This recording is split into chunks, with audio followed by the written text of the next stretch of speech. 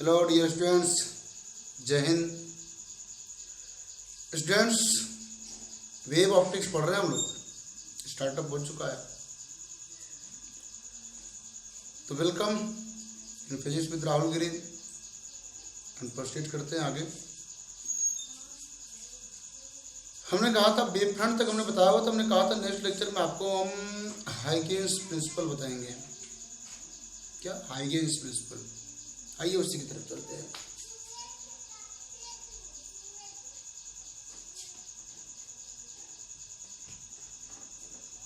हाइगेन्स principal मैंने बताया, हाइगेन ने बताया था अकॉर्डिंग टू क्वेश्चन हाइगेन्स ये बात क्लियर हुई थी कि लाइट रेज वेव के फॉर्म में चलती है। सबसे पहले उन्होंने बताया था कि लाइट वेव के फॉर्म में चलती है। आइए देखते हैं उनकी बेसिस पर, उनकी थ्योरी की बेसिस पे क्या क्या चीज़ें डिफाइन हुई।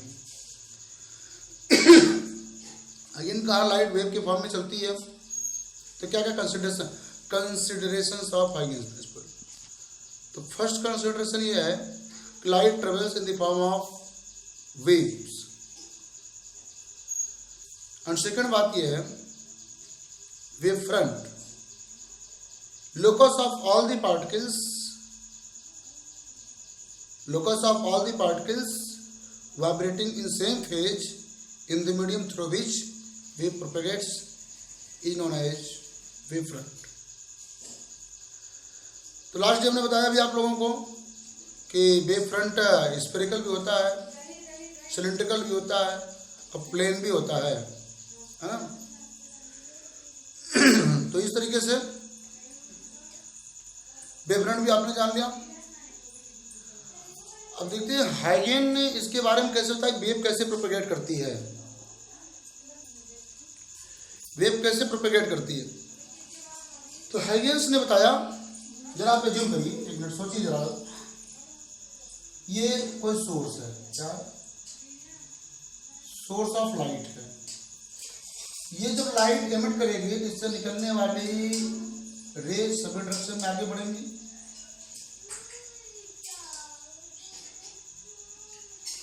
ठीक, वेव फ्रंट जो होगा स्फेरिकल होगा। शुरू में माना कि रे यहीं तक पहुंची है, लाइट यहीं तक पहुंची है, थोड़ा टाइम और बीतेगा तो लाइट थोड़ा सा और आगे बढ़ जाएगी और न्यू वेव फ्रंट ये हो जाएगा। After some more time as past new wave front कहीं यहां मिलेगा, है कि नहीं। स्फेरिकल सिमेट्री की हिसाब से लाइट रेज सभी डायरेक्शन में, ऑल डायरेक्शन में बढ़ेंगी। For a point source light proceeds in all direction with same speed. अभी वेव फ्रंट यहाँ पहुंचा हुआ है, ये देखिए यहाँ पहुंच गया है। After some time wave front और आगे मिलेगा आपको, यहाँ पे मिल जाएगा। इसके आगे लाइट नहीं पहुंची है, लाइट अभी तक यहीं पर पहुंची हुई है। ये देखिए ऐसे जैसे जैसे टाइम बीतता जाएगा वैसे वैसे वेव फ्रंट आगे बढ़ता चला जाएगा, वैसे वैसे वेव फ्रंट आगे बढ़ता चला जाएगा। हाइगेन्स ने कहा कि यहां पर ऐसा नहीं है कि कोई मटेरियल पार्टिकल जैसे छोड़ जाएगा तो यहां से वहां तक डायरेक्ट जा रहा है, ऐसा कुछ नहीं है। यहां पर एनर्जी ट्रेवल कर रही है, मटेरियल पार्टिकल नहीं जा रहा है, यहाँ पे एनर्जी ट्रेवल कर रही है। क्या ट्रेवल कर रही है? एनर्जी। और इन्होंने कॉन्सेप्ट जो दिया था, उन्होंने बताया था कि लाइट लॉन्गिट्यूडनल वेव के फॉर्म में आगे बढ़ती है, यानी मीडियम की रिक्वायरमेंट है। उसके लिए उन्होंने एक हाइपोथेटिकल मीडियम भी बताया था, लुमिनस ईथर,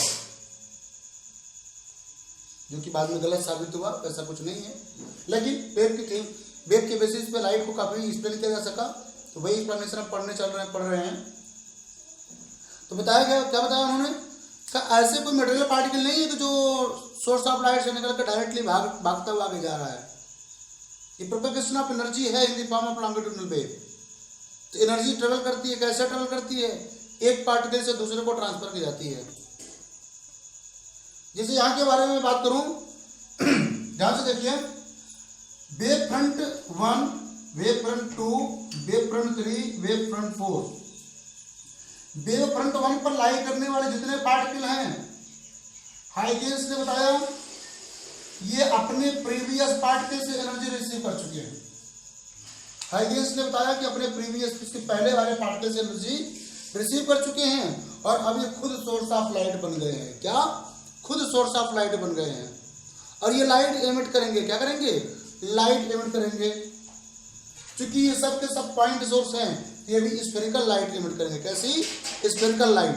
मैं यहां से इतना वाला पोर्शन को काट के निकाल क्या बनाऊं, मैं बताऊं। ये देखिए थोड़ा सा बड़ा कर दिया हमने। सोर्स है इधर S1, इधर S2। क्या बताया हमें कि वेव फ्रंट पर लाई करने वाले पार्टिकल्स अपने प्रीवियस वेव फ्रंट वाले पार्टिकल से निकलने वाली एनर्जी को रिसीव कर चुके हैं और अब ये खुद सोर्स ऑफ लाइट बन जाते हैं और आगे से फिर से लाइट प्रोड्यूस करते हैं। प्रोड्यूस करेंगे तो स्फेरिकली प्रोड्यूस करेंगे। कैसा? स्फेरिकल।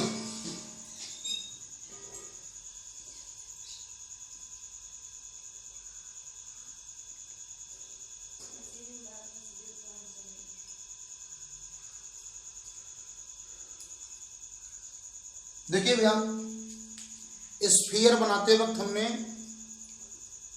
पॉजिटिव डायरेक्शन में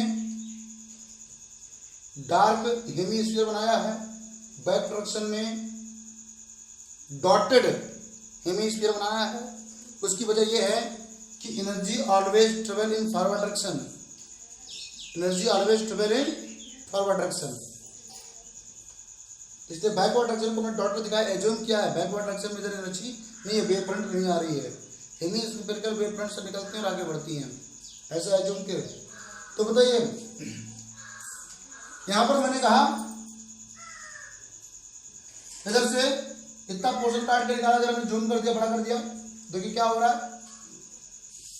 हाइगेंस के अकॉर्डिंग कि किसी भी वेव फ्रंट पर लाई करने वाला पार्टिकल अपने प्रीवियस वेव फ्रंट वाले पार्टिकल से निकली एनर्जी को रिसीव कर चुका है और अभी सोर्स ऑफ न्यू डिस्टर्बेंस बन गया है। अभी सोर्स ऑफ न्यू डिस्टर्बेंस बन गया है, यानी खुद वेव प्रोड्यूस करेगा, ऐसे प्रोड्यूस करेगा। वेव फ्रंट ऐसे आगे बढ़ेगी, इन ऑल डायरेक्शंस ऐसे आगे बढ़ेगी with the same speed of light आगे बढ़ेगी। न्यू वेव फ्रंट बन गया है। कोई भी पार्टिकल, किसी भी वेव फ्रंट पर लाई करने वाला पार्टिकल अपने प्रीवियस वेव फ्रंट पर जो पार्टिकल्स हैं उनसे निकली एनर्जी को रिसीव कर लेता है और इसका न्यू सोर्स ऑफ डिस्टर्बेंस बन जाता है। कॉन्सेप्ट को सीधे समझना है, न्यू सोर्स ऑफ डिस्टर्बेंस बन जाता है। क्या? न्यू सोर्स ऑफ डिस्टर्बेंस बन जाता है। मेन कॉन्सेप्ट यही है। You have particles, each particle on a wave front receives energy emitted from the particles of previous wave front। कोई भी पार्टिकल, जैसे यहाँ की मैं बात करूँ, यहाँ पर एक पार्टिकल है, यहाँ पे एक पार्टिकल है, यहाँ पे पार्टिकल है, इसके प्रीवियस वाले वेव फ्रंट पर जो पार्टिकल है उनसे निकली एनर्जी को रिसीव किया, रिसीव करके न्यू सोर्स बन गया, है ना। इनको काट के मैं ऐसे अलग बाहर दिखाना चाहूँ, ऐसे देखिए। इधर वाले पार्टिकल को मैं S1 डैश बोल सकता हूं और इधर वाले पार्टिकल को मैं S2 डैश बोल दूं। बीच वाले पार्टिकल को हमने कंसीडर नहीं किया, चाहे तो इसके लिए भी फिगर बना सकते हैं, फिगर कॉम्प्लिकेटेड ना हो इसलिए मैं थोड़ा सा दो इनको लेकर चल रहा हूं। तो भैया क्या बोला कि जो किसी वेव फ्रंट पर लाई करने वाला पार्टिकल है, प्रीवियस वेव फ्रंट पर लाई करने वाले पार्टिकल से निकली एनर्जी को रिसीव कर चुका है, अब ये न्यू सोर्स ऑफ डिस्टर्बेंस बन गया है, अब ये खुद लाइट एमिट करेगा। यानी यहां से निकली लाइट को ऐसे, ये देखिए ऐसे लाइट जा रही हैं, ये देखिए वो क्या किया, जैसे ही S1 पे पहुंची लाइट, ये देखिए रे है, ray is always perpendicular to wave front. S1 पे लाइट जैसे ही पहुंची, ऐसा न्यू सोर्स ऑफ डिस्टर्बेंस बन जाएगा, ये खुद की वेव्स एमिट करेगा, ये खुद सोर्स ऑफ लाइट बन जाएगा, वेव एमिट करेगा। समझ रहे हैं? ऐसे S2 के बारे में बात की जाए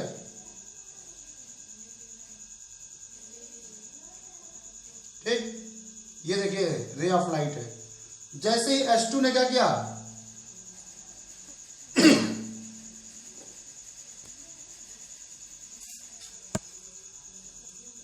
जैसे ही H2 ने लाइट एनर्जी रिसीव किया from emitting from previous particle, देखिए कि खुद वेव प्रोड्यूस करना शुरू कर देगा। ये जो नई वेव्स निकल रही है सेकेंडरी वेव्स कहते हैं। क्या कहते हैं? सेकेंडरी वेव्स कहते हैं। बात को समझिए, क्या बताएगा कि वेव फ्रंट पर, किसी भी वेव फ्रंट पर लाई करने वाला H particle source of new disturbance होता है। सोर्स ऑफ न्यू डिस्टर्बेंस होता है। जैसे ये देखिए, इस पर लाइट पीछे से आके पड़ी थी, सोर्स ऑफ न्यू डिस्टर्बेंस हो गया। इस पर आकर के पीछे से लाइट पड़ी थी, सोर्स ऑफ न्यू डिस्टर्बेंस हो गया।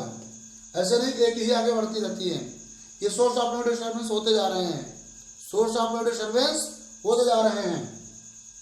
और इनसे जो वेव्स निकल रही है सेकेंडरी वेव्स कहते हैं। क्या कहते हैं? ये सब क्या है? ये सब हैं सेकेंडरी वेव्स।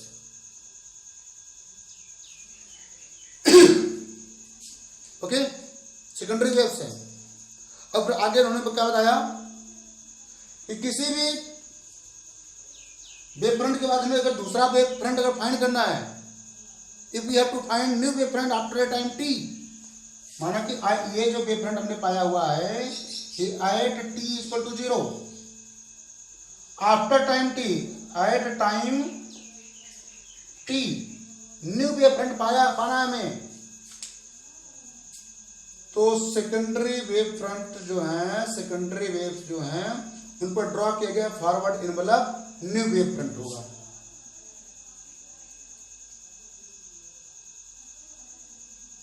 देख रहे हैं? एक वेव फ्रंट पर लाई करने वाले सभी सोर्सेस से निकलने वाली सेकेंडरी वेव्स पर किसी भी इंस्टेंट ऑफ टाइम पर अगर हम फॉरवर्ड इनवलप ड्रॉ करें, फॉरवर्ड एनवलप ड्रॉ करें, तो वो फॉरवर्ड जो एनवलप होगा वो क्या होगा? हाँ, वो new wave front at that time होगा for the given source, for the given source. इस गिवन सोर्स के लिए after time t new disturbance होगा।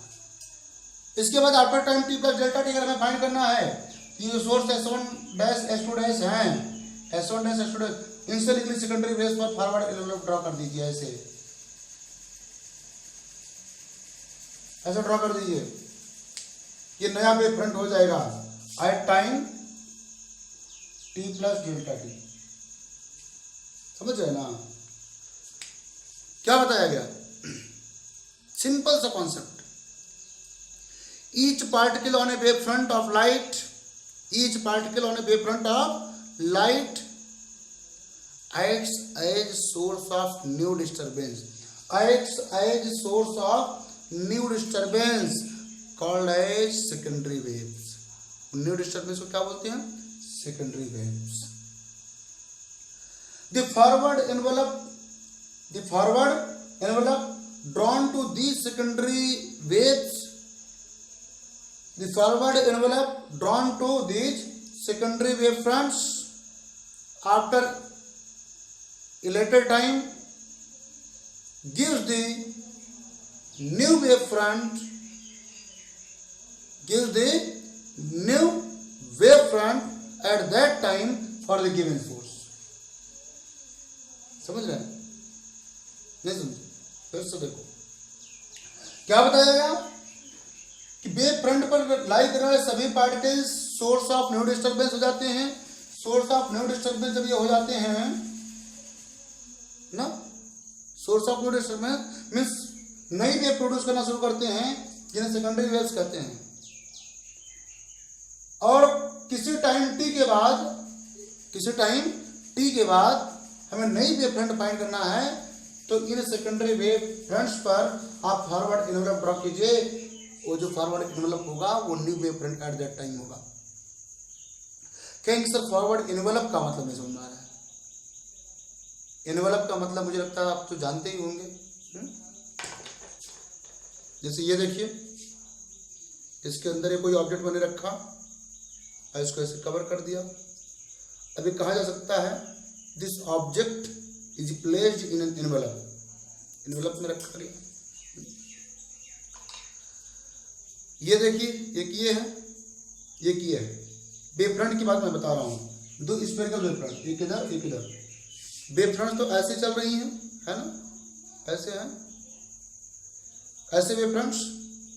इनके ऊपर ऐसे प्लेन ड्रॉ कर दिया जाए जो इनकी इब्री पार्ट को टच कर रहा हो, है ना, इब्री पार्ट को टच करता हुआ ऐसे एक प्लेन ड्रॉ कर दिया जाए। वो प्लेन जो होगा फॉरवर्ड इन्वेलप होगा। क्या होगा? इन्वेलप। अभी भी नहीं समझे? एक काम कीजिए, ढेर सारी बॉल्स को आप ऐसे कांटेक्ट में करके रखिए। उनके ऊपर एक सीट रख दीजिए जो उन बॉल्स के मैक्सिमम पोर्शन को कवर कर रही हो। जो सीट होगी फॉरवर्ड इन्वेलप होगी। ओके स्टूडेंट्स, हमें लगता है बात आपको क्लियर हुई होगी। क्या होता है? ढेर सारी बॉल्स हैं, हाँ, बॉल्स पर एक आप बॉल्स को पूरा प्लेन पे आपने ऐसे ऐसे हर जगह रख दिया है। एक सीट रखिए जो बॉल के मैक्सिमम पोर्शन को टच करते हुए आगे जाए पूरा, तो जो सीट होगी वो इन्वेलप होगी। ओके ऐसे ही मैं यहाँ पे बताऊं, हेमी स्फेरिकल अगर आपको वेव फ्रंट दिखाई दे रही हैं, इन हेमी स्फेरिकल वेव फ्रंट्स पर आप टेंजेंट ऐसे ड्रॉ कर दीजिए, यानी इनको टच करता हुआ कोई कर्व जाए तो जो कर्व होगा वो फॉरवर्ड इन्वेलप होगा। ओके स्टूडेंट्स, अब फॉरवर्ड इन्वेलप इसीलिए कहा जा रहा है क्योंकि एनर्जी पीछे नहीं, बैक नहीं आती है, energy always proceed in forward direction. तो हाइगेन्स प्रिंसिपल ओवरऑल स्टूडेंट्स, हमें लगता है हाइगेन्स प्रिंसिपल क्या रहा, आपको ये बात क्लियर आ गई होगी। आइए एक बात मैं आपको फिर से बताता हूं कि हाइगेन्स प्रिंसिपल के बारे में आप कैसे समझेंगे। आइए स्टूडेंट्स, हम लेते हैं कोई माना कि पॉइंट सोर्स है, इससे निकलने वाली लाइट स्फेरिकल है, तो हमने उस स्फीयर का एक पोर्शन ले रखा है AB। AB is a wave front at any time t equal to 0। इस पर हमने 4 पार्टिकल को कंसिडर कर रखा है, A, B, C and D। इस पर हमने 4 पार्टिकल को कंसिडर कर रखा है। अब कह रहे हैं कि आफ्टर टाइम t आपको न्यू वेव फ्रंट बताना है। After time t new wave front कहां होगी? तो according to Huygens principle, each particle on a wave front acts as source of new disturbance called as secondary waves। Means इस wave front पर लाई करने वाले जितने पार्टिकल हैं A, B, C, D और भी होते E, F, G, H, तो क्या हुआ, सारे पार्टिकल सेकेंडरी वेव प्रोड्यूस करेंगे। और हाँ, ये प्रोड्यूस करना शुरू कर रहे हैं, तो इनसे निकलने वाली लाइट, स्पीड ऑफ लाइट यानी C से ट्रेवल करेगी। आफ्टर टाइम t कितना डिस्टेंस ट्रेवल कर लेगी? यहां से निकले secondary wave after time t कितना डिस्टेंस ट्रेवल कर चुकी होगी? Distance equal to speed into time. Speed का मतलब c, टाइम का मतलब t। Distance equal to speed into time. तो डिस्टेंस को x से रिप्रेजेंट करें तो इक्वल टू ct। ध्यान देने की बात है, A, B, C and D सब एक साथ सोर्स ऑफ सेकेंडरी वेव बनेंगे, एक साथ न्यू वेव प्रोड्यूस करना शुरू करेंगे। तो इनसे निकलने वाली secondary wave after time t ct distance तक पहुंच चुकी होंगी। कितना डिस्टेंस कवर कर चुकी होंगी? ct। यानी A को सेंटर मानते हुए, B को, C को, D को सेंटर मानते हुए ct रेडियस का हेमीस्फीयर ड्रॉ किया जाए। क्या किया जाए? हेमीस्फीयर। क्यों? कि पॉइंट सोर्स हैं, स्फेरिकल वेव प्रोड्यूस करेंगे। कैसा? स्फेरिकल वेव प्रोड्यूस करेंगे। लेकिन energy can never flow in back direction by itself, therefore we draw only hemisphere. तो हेमीस्फीयर आप रेडियस ct ड्रॉ करते हैं भैया।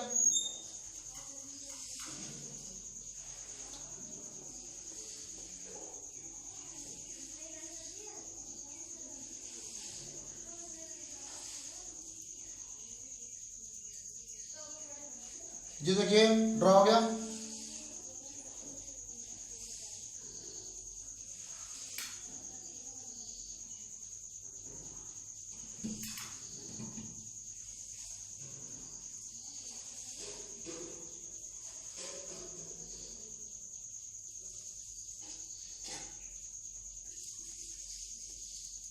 बिल्कुल ध्यान से देखिए कैसे ड्रॉ करना है। और मैं तो ऐसे डायरेक्टली ड्रॉ कर रहा हूँ, आप चाहें तो अच्छे से सर्किल से ड्रॉ कर सकते हैं, है ना। जितनी अच्छा फिगर बनाएंगे क्लियरिटी उतनी अच्छी होगी, समझ में उतना अच्छा आएगा। ओके बताइए, ये जो हेमिस्फीयर ड्रॉ हुए हैं फॉरवर्ड एक्शन में, उनकी रेडियस कितनी होनी चाहिए? उनकी रेडियस होनी चाहिए ct। कितनी? ct। रेडियस कितनी होगी भैया? ct। रेडियस कितनी होगी? ct। तो कहें ए बी सी से निकलने वाली secondary wave after time t ct distance travel कर चुकी होगी, यानी ct रेडियस का हेमिस्फीयर ड्रॉ किया गया है। हेमिस्फीयर ड्रॉ किया गया है। ये forward A B C and D के द्वारा प्रोड्यूस सेकेंडरी वेव्स के लिए एकदम लार्जेस्ट वेव फ्रंट है, सबसे दूर वाला वेव फ्रंट है। और सबसे दूर वाला वेव फ्रंट है, इन पर फॉरवर्ड एनवलप ड्रॉ किया जाए। क्या किया जाए? इन पर फॉरवर्ड एनवलप, एनवलप मतलब टेंजेंट ड्रॉ किया जाए। ये होगा new wave front CD। CD क्या है? CD इज द, पहले AB क्या है? AB is a wave front at instant t equal to 0। Then CD is the wave front after time t। बात समझ रहे? CD will be new wave front after time t। यानी एक wave front अगर given है after time t, दूसरी wave front अगर हमें फाइंड करना है तो इसी प्रकार से फाइंड करना पड़ेगा। हाँ, बिफोर टाइम टी कौन सी वेव फ्रंट रही होगी, अगर ये जानना चाहते हैं, ये देखिए बिफोर टाइम टी ये वेव फ्रंट रही होगी EF। Before time T EF क्या? EF was the wave front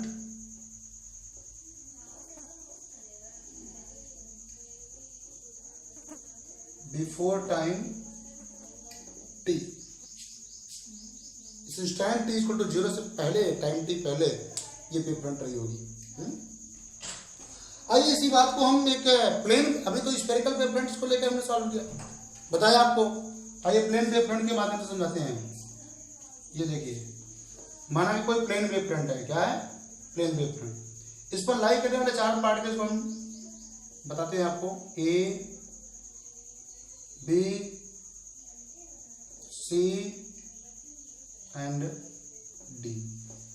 ये 4 पार्टिकल्स हमने इन पर रिप्रेजेंट कर दिया है। After time T A B C and D जो सोर्सेस हैं, इन सोर्सेस से निकलने वाली सेकेंडरी वेव्स कहाँ पहुंच चुकी होंगी? डिस्टेंस ct ट्रेवल कर चुकी होंगी। अर्थात CD रेडियस का यहाँ भी हेमिस्फीयर ड्रॉ किया जाए। कहीं सर आप ड्रॉ कर रहे हैं सेमी सर्किल, अब बता रहे हैं हेमिस्फीयर। मैं कहूँगा जब 3D को 2D में देखेंगे तो क्या दिखाई देगा हमको? ऐसे में दिखाई देगा।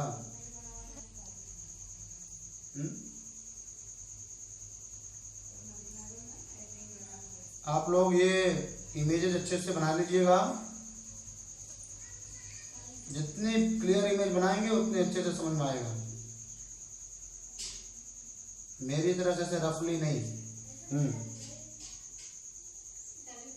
ये देखिए इन सभी सेकेंडरी वेव्स पर हम ड्रॉ कर रहे हैं फॉरवर्ड एनवलप। ये जो फॉरवर्ड एनवलप है यही है न्यू वेव फ्रंट। नेम वही कर दें तो रिटर्न मैटर जो ऊपर है वही यहाँ भी हो जाएगा। New wave front is EF for previous wave front, AB after time T, travelling distance CT, travelling distance CT। यहाँ पे C क्या है? Speed of light. And previous wave front for AB was this.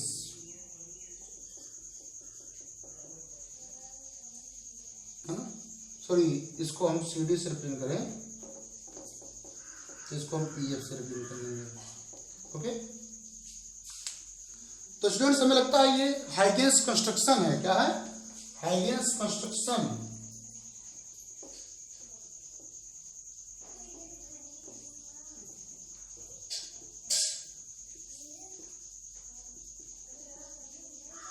तो आपको ये भी समझ में आ गया होगा हाइगेंस कंस्ट्रक्शन क्या है और हाइगेंस प्रिंसिपल क्या है। एक बार आप समराइज वे में बोलता हूं आपके सामने।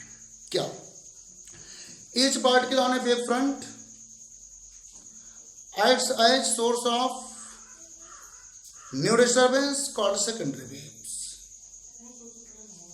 The forward envelope drawn to these secondary wave fronts, the forward envelope drawn to these secondary wave fronts gives the new wave front for the given source at any later time, या after any later time. Okay, ये रहा Huygens principal. उसके बाद आती है Huygens construction. Huygens construction में आपको पहला पॉइंट लेना, consider AB is a wave front, AB is a wave front at any time t is equal to 0. All the particles A, B, C and D lying on it will act as source of new wave front according to Huygens principle. Therefore, to find the new wave front after time t, we have to draw semicircles considering these particles as center of radius CT. इनको center मानते हुए CT radius का semi circle draw कर दिया हमने। Forward envelope drawn to these secondary wave fronts, forward envelope CD drawn to these secondary wave fronts will be new wave front after time t। हो गया, यही है हाइगेंस कंस्ट्रक्शन। लिखने को आता है, हाइगेंस प्रिंसिपल बताइए और हाइगेंस कंस्ट्रक्शन को एक्सप्लेन कीजिए। ऐसे ही आपको बताना है। Okay, after time T this. एक बात और होती है, मैथमेटिकली भी प्रूव कर सकते हैं कि एनर्जी बैकवर्ड डायरेक्शन में क्यों नहीं आती। बैक में हमने डॉट क्यों बनाया हुआ है, मैथमेटिकली कैसे प्रूव करेंगे? कहीं intensity of light that is proportional to 1 plus cos theta. Intensity of light that is proportional to 1 plus cos theta. जहां पे थीटा क्या? Theta is the angle of, theta is the angle between direction of incidence and direction of propagation of secondary wave. Angle between direction of incidence या direction of rays and direction of propagation of secondary waves. Energy propagate कर रही है यहाँ पे जो source से आना light है, लेफ्ट टू राइट है, आना लाइट लेफ्ट टू राइट है। और अगर सेकेंडरी वेव आती है राइट टू लेफ्ट, इनके बीच में एंगल होगा 180। क्या एंगल बन जाएगा? 180। बताया ना, light is propagating from source to away, from left to right, and if secondary wave is moving opposite to it, then angle between them is 180 degree. 180 degree means I will be proportional to 1 plus cos 180 degree. I will be proportional to 1 minus 1. I will be proportional to 0. Means I will be equal to 0. No intensity of light can exist for the secondary wave in direction opposite to the propagation of the wave. Wave की propagation के opposite direction में secondary wave की कोई भी intensity exist नहीं करेगी, इसलिए backward direction हमने डॉटेड बनाया हुआ है, सिर्फ एज्यूम करा हुआ है, उधर हमने वेव फ्रंट नहीं दिखाया है, सेकेंडरी वेव फ्रंट नहीं दिखाया है। ओके स्टूडेंट्स, तो मुझे लगता है आपको हाइगेंस प्रिंसिपल अच्छे से क्लियर हो गया होगा, कोई दिक्कत नहीं है। और हमें आगे बढ़ना है और आपको बताना है कि explanation of phenomena of reflection and deflection on the basis of Huygens principle. तो स्टूडेंट्स आइए एक्सप्लेनेशन करते हैं laws of reflection and refraction on the basis of Huygens principle. सबसे पहले हम रिफ्लेक्शन को एक्सप्लेन करेंगे। Explanation and proof of laws of reflection on the basis of Huygens wave theory. आइए कंसिडर करते हैं कि कोई हमारे पास एक रिफ्लेक्टिंग सरफेस है, क्या है रिफ्लेक्टिंग सरफेस, इस पर कोई एक वेव फ्रंट आकर के इंसिडेंट होता है, इस पर कोई एक वेव फ्रंट आकर के इंसिडेंट होता है। वेव फ्रंट ए बी, क्या नाम रखे इसका, वेव फ्रंट ए बी आकर के इंसिडेंट होता है। रेज को ड्रॉ करना चाहे फॉर दिस वेव फ्रंट, इसको नाम दें, क्या नाम दें इसको, इंसिडेंटिंग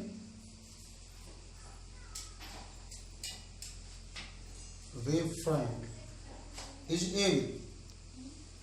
इस पर इंसिडेंटिंग रेज का नाम दें अगर हम, तो देखिए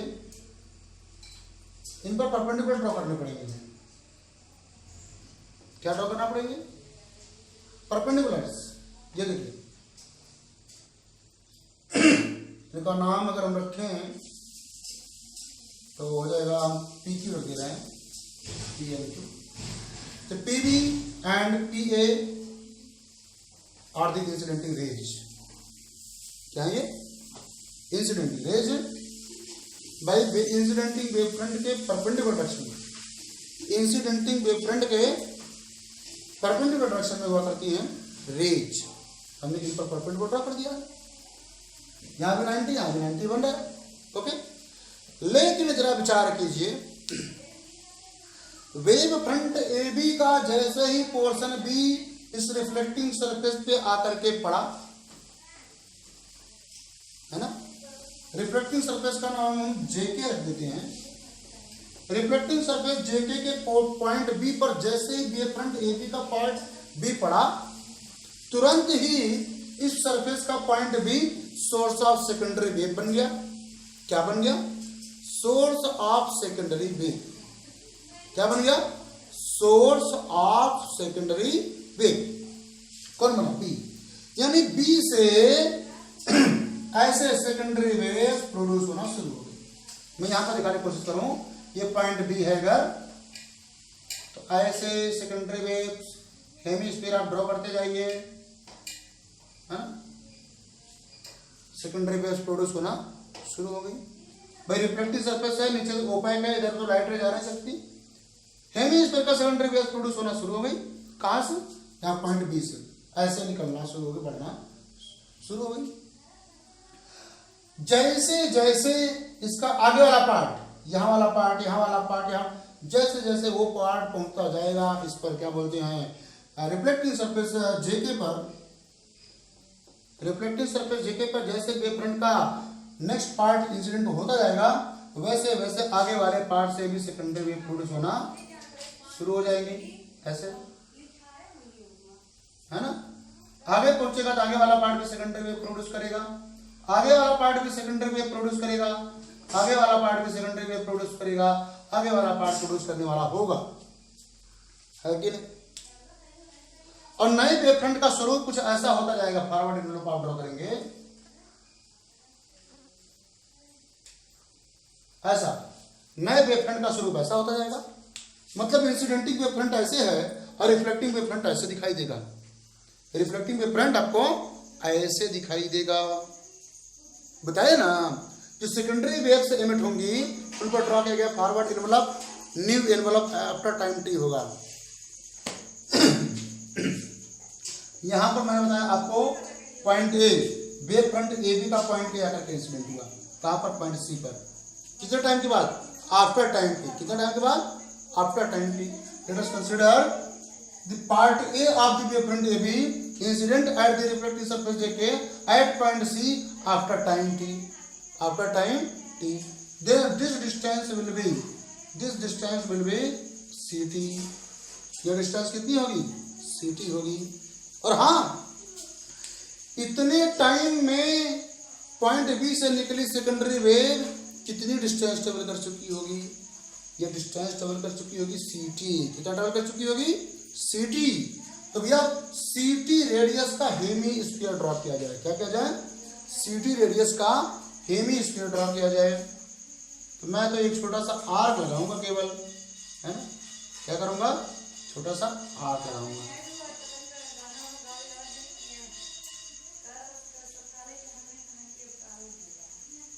ओके, आर्क लगा दिया।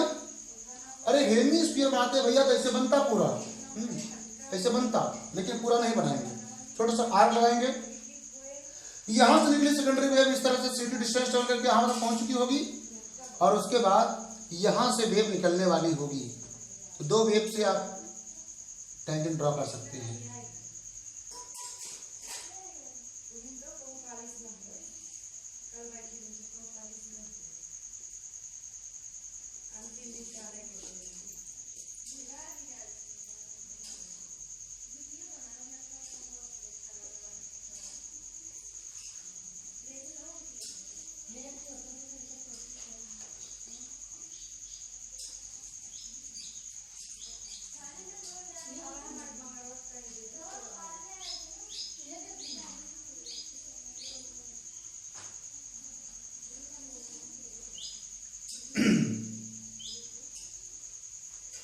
ये हो जाएगी रेडियस।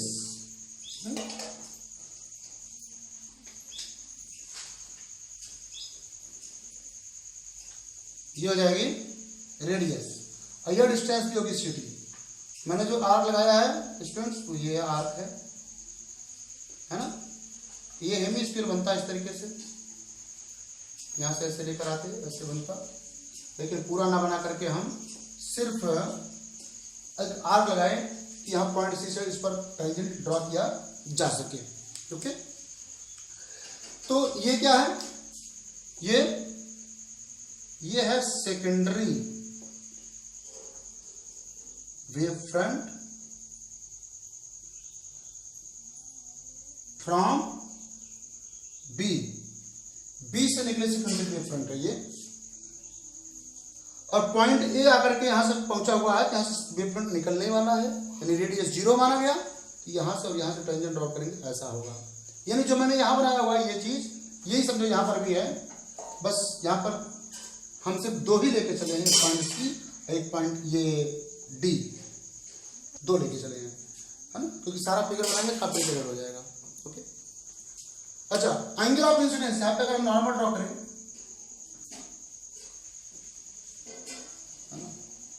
इसे क्या बोलेंगे? सीडी को क्या बोलेंगे? सीडी को बोलेंगे, देखिए मैं यहां पे बना रहा हूं, सीडी को रिफ्लेक्टेड वेव फ्रंट। ओके, और लाइन ये जो बीडी है रिफ्लेक्टेड रे है। यहां पे देखिए रिफ्लेक्टेड रे अगर नॉर्मल ड्रॉ कर दें ऐसे, यहां पे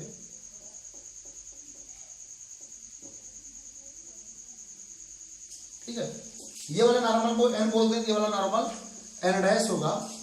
ये इंसिडेंट रे हुई, एसी द इंसिडेंट रे, जितने एंगल पर लाइट इंसिडेंट हुई है उतने एंगल पर रिफ्लेक्ट भी होगी। ये देखिए ऐसे, ठीक है, उतने एंगल पर रिफ्लेक्ट भी होगी, सेम एंगल होगा। यहां पे देखिए एंगल ऑफ इंसिडेंस आई, ये वाला एंगल आई। जरा विचार कीजिए इस वाले एंगल पर, इस वाले एंगल पे विचार कीजिए, कितना होगा ये वाला एंगल? ये आई है, तो ये वाला जो एंगल है ये 90 माइनस आई होगा कि नहीं? सॉरी, इस पर नहीं, ये वाला आई है, ये वाला 90 माइनस आई होगा। क्यों? क्योंकि ray is perpendicular to wave front A B, और ये 90 माइनस आई है, और normal is the perpendicular to J K. तो देखिए ये वाला एंगल अगर बात करें डेफिनेटली आई होगा। क्या होगा? आई है कि नहीं? यानी इंसिडेंट वेव फ्रंट का प्लेन के साथ एंगल आई है, एंगल ऑफ इंसिडेंस आई होने पर ये आई है। ओके, ऐसे ही यहां पे प्रूव कीजिए। देखिए ये है एंगल ऑफ रिफ्लेक्शन, ये आर है। क्या है?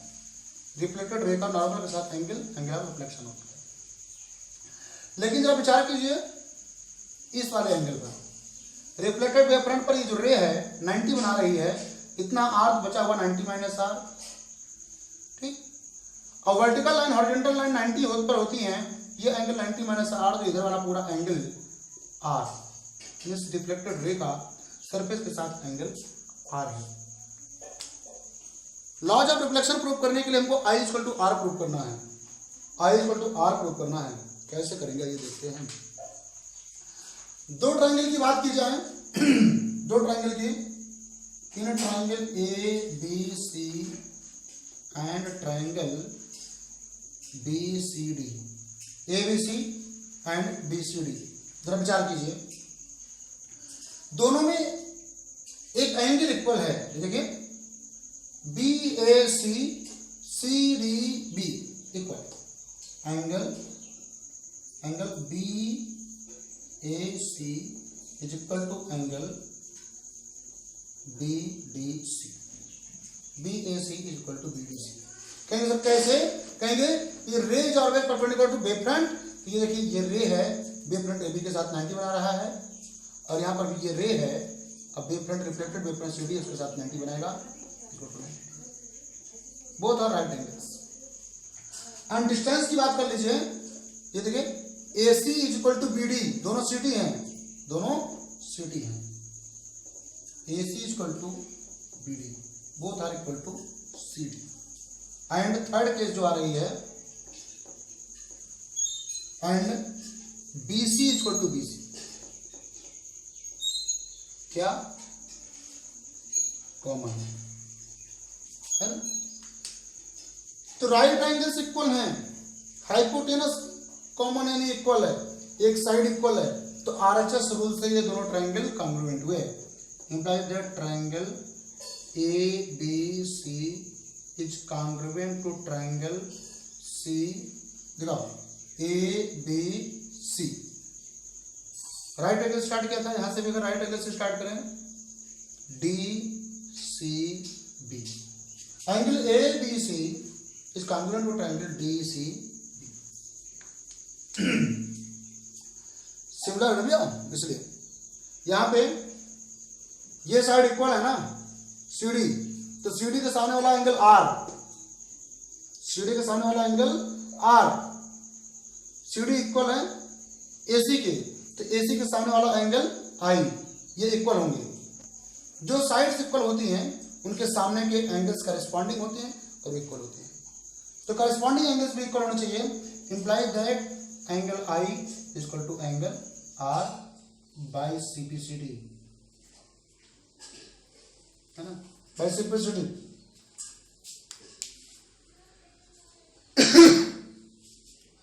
क्या होता है? दोनों ट्रायंगल कॉन्ग्रुएंट हुए, तो जो इक्वल साइड्स हैं, साइड बीडी के सामने वाला angle r, side A B के सामने वाला एंगल आई भी आपस में इक्वल होने चाहिए। ओके, तो स्टूडेंट्स हमें लगता है ये प्रूव हो गया, फर्स्ट लॉ क्या बोलते हैं रिफ्लेक्शन प्रूव हो गया। Angle of incidence is equal to angle of reflection, prove हुआ ना। ओके, तो स्टूडेंट्स इस तरीके से फर्स्ट लॉ प्रूव हो गया। सेकंड लॉ भी देखिए, इसको मैथमेटिकली नहीं ऐसे थ्योरेटिकली प्रूव कर दिया जाएगा। तो क्या कॉन्सेप्ट है उसमें? कॉन्सेप्ट ये है कि incidenting wave front, reflected wave front and reflecting surface all are perpendicular to the plane of paper. यहाँ पे बोर्ड है, तो बोर्ड बोलेंगे, आप पेपर बोलेंगे, बात क्या होता है? Incidenting wave front, reflecting surface and reflected wave front all are perpendicular all are perpendicular to the plane of paper, to the plane of paper, सब plane of paper के perpendicular है, then normals drawn to them, normals इस पर draw किया गया normal, normals drawn to them will be perpendicular, sorry, normals drawn to them will be in the plane of paper, that is in same plane, that is in same plane. Again सुन लीजिए, लिखना सिर्फ इतना है, since incidenting wave front, reflecting surface and reflected wave front all are perpendicular to the plane of paper, all are perpendicular to the plane of paper, therefore normals drawn to them, normals drawn to them will lie in the plane of paper, that is in same plane. और normals drawn to them मतलब incidenting ray, normal at the point of incidence and reflected ray all lie in same plane. Okay? इस प्रकार से Huygens principal पर based reflection को हमने explain कर दिया। इस प्रकार से रिफ्लेक्शन होता है। आपको बात समझ में आई ना? ओके, कोई दिक्कत नहीं है। अगर कोई बात ना समझ में आई हो तो जरूर कमेंट बॉक्स में आप बताइए। तो स्टूडेंट्स डिस्क्राइब करते हैं laws of reflection on the basis of Huygens principle. Consider JK is the interface of two media, medium 1 and medium 2. Refractive index mu1, refractive index mu2. Okay? Consider the wavefront AV incidents on this interface. Initially, the portion, मतलब second end B incidents at this interface. As the part B, as the end B incidents, as the end B incident to this interface, this point B becomes a source of secondary wave.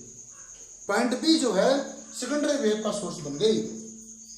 अब ये wave emit करने लगी, point B से wave emit होने लगी, hemi-spherical wave. Point B becomes source of secondary wave and starts to emit hemi-spherical secondary waves in the second medium. ऐसे hemi-spherical secondary waves in the second medium. ऐसे ये wave आगे बढ़ना शुरू हो गई। जैसे जैसे इसके आगे वाला पोर्शन आता जाएगा, जैसे जैसे इसके आगे वाला पोर्शन आता जाएगा, वैसे वैसे नए नए पार्टिकल्स जो हैं वो सब भी सोर्स ऑफ सेकेंडरी वेव हो जाएंगे, वो सब भी सोर्स ऑफ सेकेंडरी वेव होते चले जाएंगे। यहाँ पे आके इंसिडेंट का अगला पार्ट, ये भी सोर्स ऑफ सेकेंडरी वेव, आगे वाले पार्ट पे आएगी लाइट, वो भी सेकेंडरी वेव का सोर्स। इस तरह से वेव निकल के आगे बढ़ती चली जाएंगी। और जैसे ही पॉइंट ए, जैसे ही वेवफ्रंट AB का एंड ए इंटरफेस पर पहुंचेगा एट पॉइंट सी भी सोर्स ऑफ सेकेंडरी वेव बनेगा।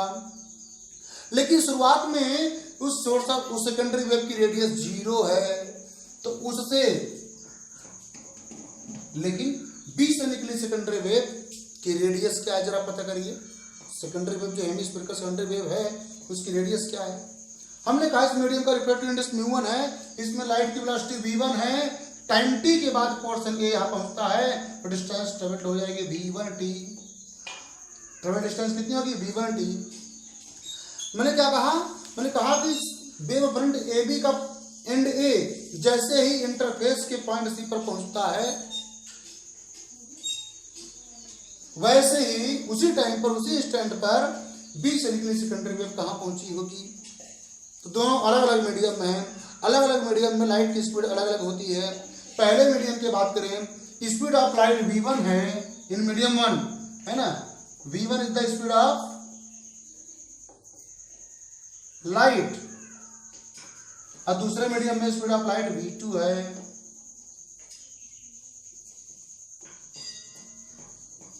ओके, तो उतने डिस्टेंस में यहां से निकले secondary wave v2t distance travel की होगी।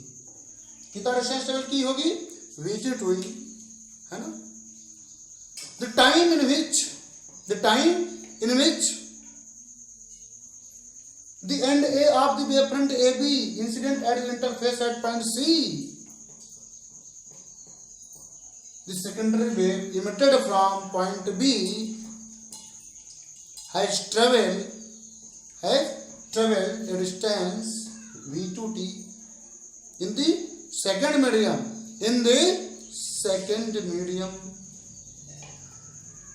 और v2t डिस्टेंस ट्रेवल की होगी, यानी b को सेंटर मानते हुए v2t रेडियस का हेमिस्फीयर यानी सेमी सर्किल ड्रॉ करें तो कुछ इस तरह से बनेगा। सेमी सर्किल ड्रॉ करें तो कुछ इस तरह से बनेगा, है ना। इस सेमी सर्किल पर पॉइंट सी से टेंजेंट ड्रॉ करें, this will be new wave front at that time. तो before time t wave front was AB, after time t wave front is CD is completely in second medium, therefore we can say CD is the refracted wave front, CD is the refracted wave front हम कह सकते हैं, क्यों? पूरी तरह से second medium में है। अब इंसिडेंटिंग वेव फ्रंट का कोई पार्ट इसमें नहीं बचा है। देखने से ये बात साफ पता भी चल रही है कि v2t की वैल्यू v1t से छोटी होगी, और ऐसा होगा कि r की वैल्यू भी i से छोटी होनी चाहिए, मतलब चेंज हो गई वैल्यू। इसके लिए इंसिडेंट रे का अपने पाथ से डेविएट होना जरूरी है। हुई कि नहीं आई, इस बात को प्रूव करते हैं। r और i में अंतर है कि नहीं, इस बात को प्रूव करने चलते हैं। देखिए, ये एंगल ऑफ इंसिडेंस i है, इंसिडेंट रे और नॉर्मल के बीच का एंगल i है, ये वाला एंगल 90 माइनस i होगा। वर्टिकल और हॉरिजॉन्टल के बीच ये 90 माइनस i, तो ये i हो जाएगा। उसी प्रकार ये r है, ये वाला एंगल 90 माइनस r होगा, ये 90 माइनस r होगा, ये 90 होगा, ये वाला r होगा, ये वाला r होगा। जरा साइन i और साइन r लिखते हैं इन ट्राइंगल ABC एंड BDC, इन ट्राइंगल मैं इधर कर देता हूं क्लियरली, इन ट्राइंगल ABC एंड DBC क्या हो जाएगा, जरा सोचिए। Sine i upon sine r करते हैं, sine i upon sine r। Sine i की वैल्यू कितनी भैया, इसके सामने वाली साइड परपेंडिकुलर और हाइपोटेनस तो 90 के सामने वाली, मीन्स हो जाएगा AC upon BC whole upon sine r। Sine r के सामने परपेंडिकुलर ये है, BD अपॉन हाइपोटेनस 90 के सामने वाली BC, मतलब BD upon BC।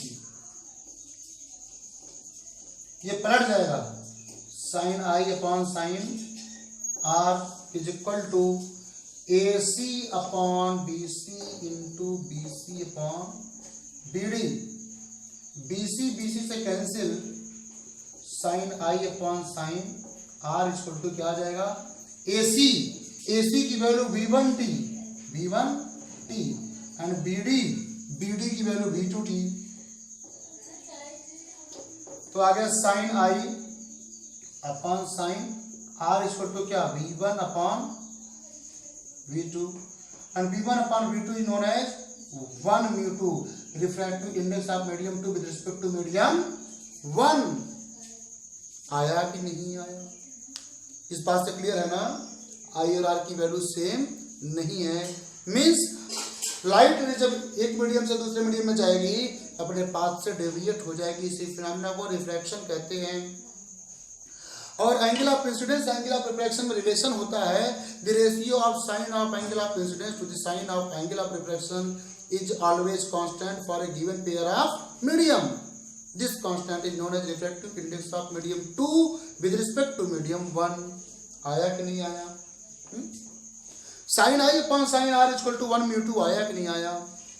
Sign i upon sine r equal to V1 by V2 reflective index of medium 2 with respect to medium 1 आया ना, बिल्कुल।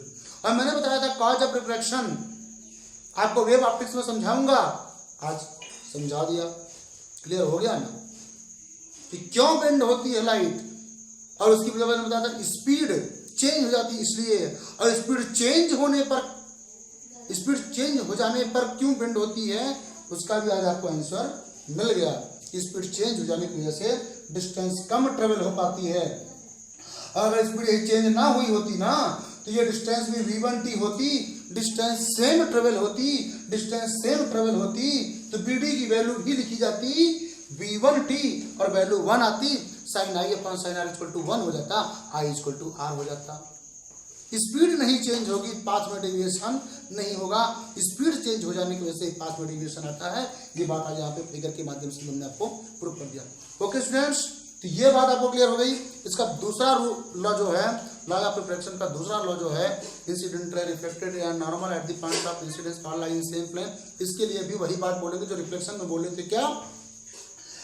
इंसिडेंटिंग wave front, refracting surface and refracted wave front. Incidenting wave front, refracting surface and refracted wave front, all are perpendicular to the plane of paper, all are perpendicular to the plane of paper, therefore normals drawn to them, that is incident ray, normal at the point of incidence and refracted ray all lie in the plane of paper, that is in same plane, all lie in plane of paper, that is in same plane। इस तरह से students आपने Huygens principle, explanation of reflection and diffraction on the basis of Huygens principle आज आपने पढ़ लिया है। Video को अच्छे से इत्मीनान से देखिए, नोट्स बनाइए। हमें लगता है, उम्मीद है कि आपको सारी बात समझ में आ जाएगी। अगर कोई बात नहीं समझ में आती है आप हमसे कमेंट बॉक्स में ज़रूर बताइए, या व्हाट्सअप लिंक हमारा, व्हाट्सअप नंबर हमारा जो है डिस्क्रिप्शन में रहता है, आप उस पर कांटेक्ट करके आप हमसे अपने प्रॉब्लम्स को डिस्कस कर सकते हैं। तो स्टूडेंट्स जरूर करिए, पीछे मत होइए, अपने सिलेबस को कंटिन्यू रखिए। और मुझे लगता है कि अगर आपको ये बातें समझ में आ गई होंगी तो नेक्स्ट डे हम आपको ले चलेंगे इंटरफेरेंस ऑफ लाइट के एक्सप्लेनेशन पर। तो स्टूडेंट्स कंटिन्यू हमारे साथ बने रहिए, और अब इतने अच्छे अच्छे टॉपिक और आपके लिए न्यू टॉपिक्स मिल रहे हैं तो बड़ी क्यूरियोसिटी के साथ इनको पढ़िए, समझने की कोशिश कीजिए और कंटिन्यू रखिए। ओके स्टूडेंट्स, थैंक यू, जय हिंद।